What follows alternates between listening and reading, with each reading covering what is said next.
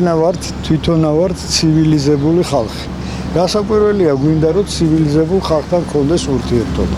ისეთებთან არა ეხლა ზოგიერთები რო ეგ გადახრები რო აქვთ. მაგას უკვე გავლილი გვაქვს შენეგა რომ იყო ეგეთი დროცა რომ თამი მამაძაღლობა და ეგეთი რაღაცეები ხდებოდა. ეს ძველმა ხალხმა ყველა ჩვენი თვალით ავნახე. რა გითხრათ ეხლა? როგორ შეიძლება რომ არ გვინდოდეს ესეთ ხალხთან ურთიერთობა?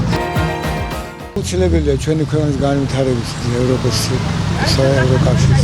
ევროკავშირის წევრიანობა უცლებელია. ქვეყნის შესაძლებლობისთვის ადამიანისთვის მომავალი თაობისთვის უფრო.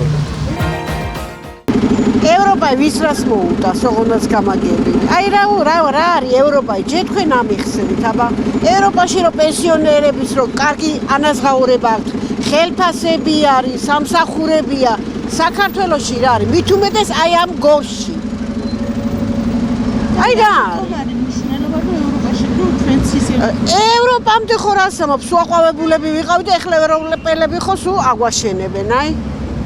არაფრის იმედი რო არ აქვს.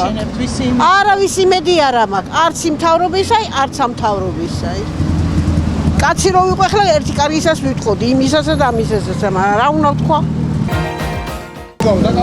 ეკონომიკურად განვითარდებით, უფრო ინვესტიციები იქნება და ასე შემდეგ. ინვესტიციები შემოვიდა.